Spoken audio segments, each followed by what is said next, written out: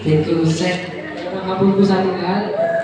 Sa ating purong barangay Tony Espacon, sa ating pong mga kasamahan sa barangay council, sa ating mga barangay tanong, senior citizen, kababaihan, at sa aking SK councils na hindi ko buo, isang po nandiyan, si Johan Simbre.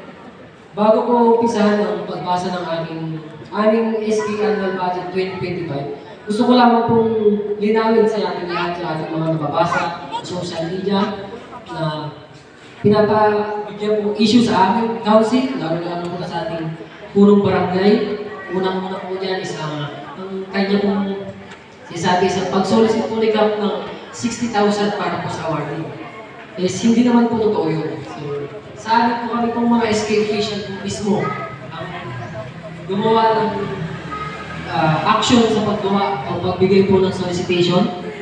Ang 60,000 po na sinasabi is ito po yung target amount po namin para po sa mga team winners po ng nakaraang palaro po ng 2024. Bagamat hindi man po ito na-meet ng kami po SK Body na na-meet yung amount na yun is may nalikom po kami mga 10,000 level po na naikot po namin sa mga trophies and awards po sana ng mga teams. Kasi po hindi po namin na-meet yung 60 na magiging cash prize po sana sa mga teams po ng volleyball and basketball.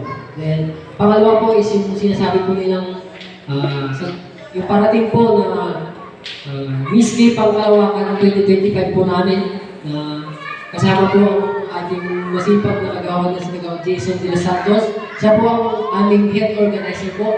Ito po ay hindi kasama sa budget ng aming SK. Kundi po sarili po namin pagod, sarili po pagod ng barangay, pagod ng mga SK, pagod po ng mga aming pagod namin pagagandahin at mas sa katuparan po ang event na ito. Itong event na ito is isa po sa mga aktibidades ng ating barangay fiesta po sa parating po na April 2025 po. Then, dumako na po tayo sa aming po budget kung paano po namin mas inayos at hinati-hati para po sa aming magiging project po. Then, unang-una po sa lahat, ang SK Honoraria po namin is mas tumaas po ang aming budget. Last year po ang budget namin is 604,972 pesos and 80 centavos. Ngayon po is 717,230 pesos and 80 centavos po. So, sa mga SK ko po, meron po silang honoraria na 179,280. Ang seminars and trainings po namin is ganun pa rin, hindi po namin tinaasan. 70,000 pa rin po.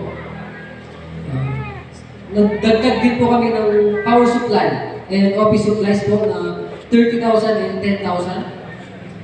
And educational assistance po namin para sa mga kabataan na